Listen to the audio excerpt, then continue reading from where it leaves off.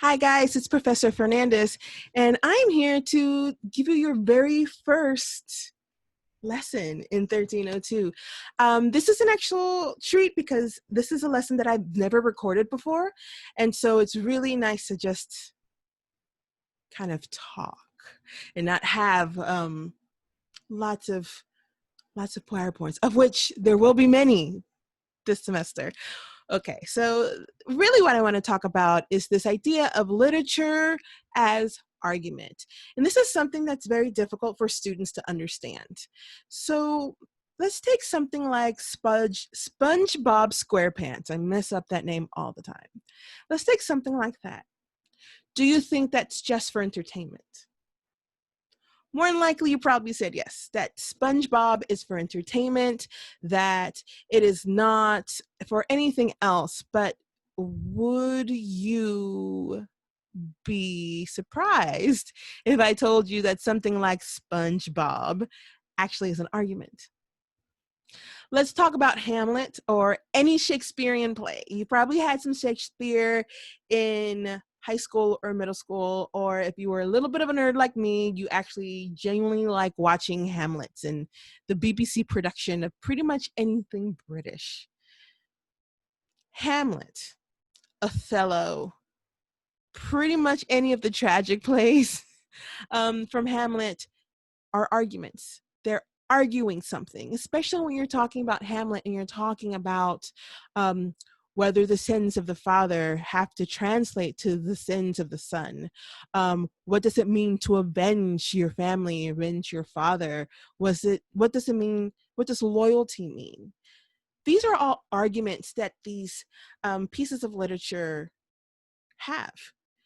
I want you to understand something, that when we're talking about literature or we're talking about anything that's art, so it can be anything from very high art like high paintings, your Rembrandts of the world, very high music like your Beethovens and Mozarts.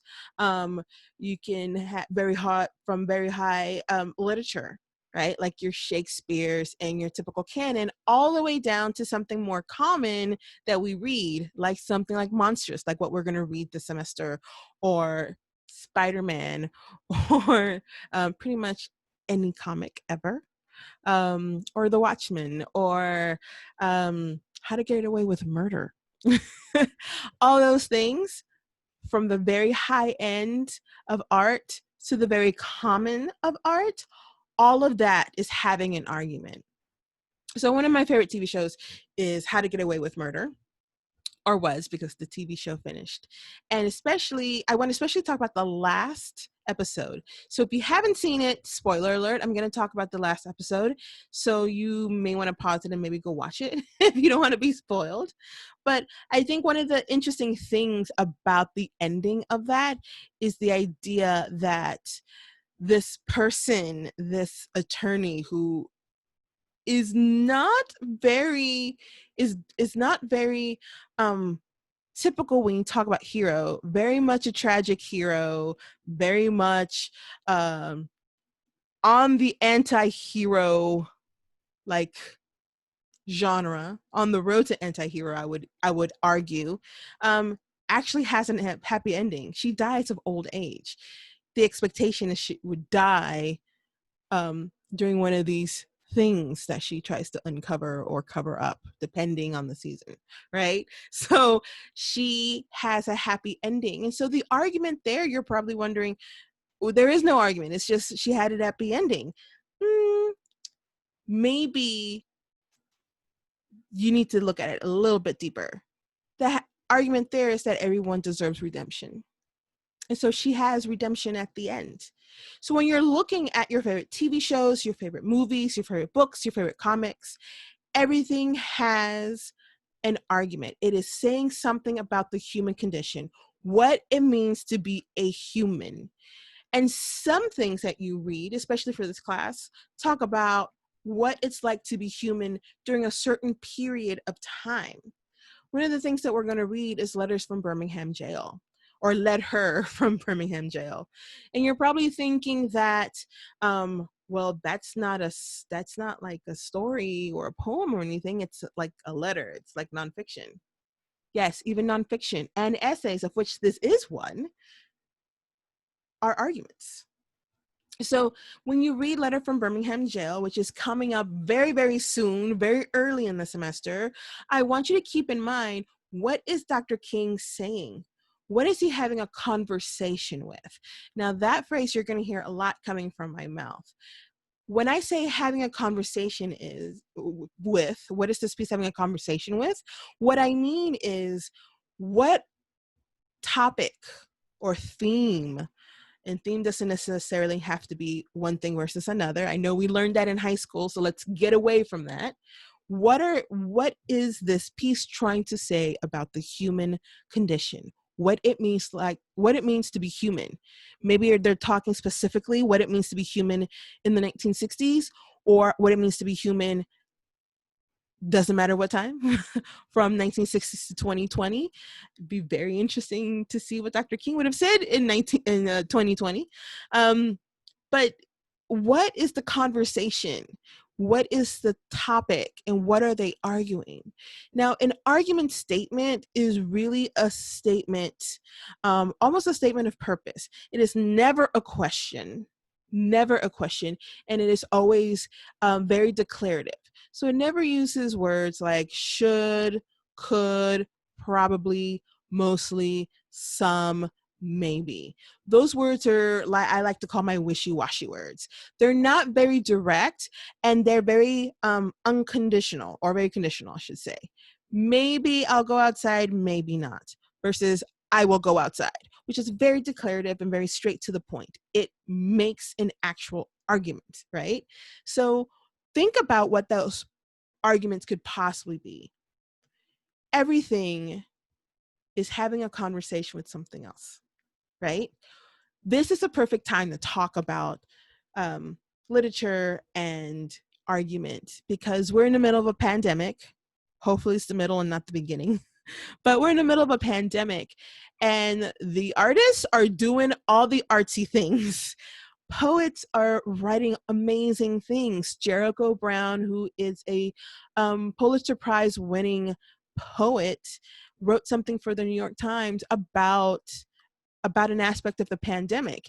And it's not, he didn't write about viruses and catching the virus and being claustrophobic during this time where everyone has to stay inside, right? He wrote about saying thank you and what that means, and saying thank you to an essential worker. Do you see how he's having a conversation with the pandemic, or about the pandemic, or how we choose to live our lives during a pandemic? Everything that is art, from high art to common art, is having a conversation. Everything has an argument. And once you understand and learn that, not so much learn what the argument is, because that's what this whole class is dedicated to, but once you understand that all of this has an argument, you'll start to see things a little bit different. SpongeBob SquarePants, he's living under the sea for a reason. There's a reason why people live under the sea, and the buildings look interesting. So, and every decision that an artist makes, whether they're a musician, a painter, a graphic designer, a writer, a singer, a dancer, every decision they make when they create their art has a purpose. Nothing is just because. Everything has a reason. When a writer doesn't use quotation marks in a story, which you will see sometime this semester, you have to ask why. What's the purpose of not having quotation marks? If an author decides to write the entire story in one big paragraph, you will see that also this semester. What's the purpose of that? If Dr. King decided to write a letter from Birmingham Jail, who is he addressing it to? Why write this in the form of a letter rather than just writing his opinion? What was the purpose of it? So we're talking about context, right? Why it's happening, what is the piece having a conversation with? Are they having a conversation with the pandemic? Are they having a conversation with 1960s civil rights? Are they having a conversation with women's issues? Are they having a conversation with men issues? Are they having a conversation with LGBTQ plus issues? Are they having a conversation? What are they having conversation with? How are they talking about the human condition and what it means to be human and to live as a human on this planet? So we're talking about context. We're talking about what it takes to live there. And we're also talking about form. We're talking about the decisions that artists make to create the work. And I'm calling artists anyone from a painter to a dancer to a writer to a producer to a screenwriter to a graphic artist. Those are all artists, right? Because it takes art to put that together. So the decisions that an artist makes is on purpose. So context, what they're saying about the human condition, and really the purpose. Why are they writing it that way? Why is the plot going this way? Why is the last episode about from How to Get Away with Murder about redemption? Why are we redeeming a character that was so flawed? What does that say about being human? And so once you start to understand that and start to ask those type of questions, then I think you start to get into the deeper meaning of a piece. Look, it's really easy to read something like, say, Harrison Bergeron, which is also coming up very, very quickly, and say, okay, well, this is a dystopian piece, and I'm going to read everything on Google about it because that's what I do, typical Lone Star student. I Google something, and I'm going to try to understand this piece. I'm going to try to understand this story, all the nuances and all the literary terms. Lots of literary things in Harrison Bergeron. I can tell them all to you.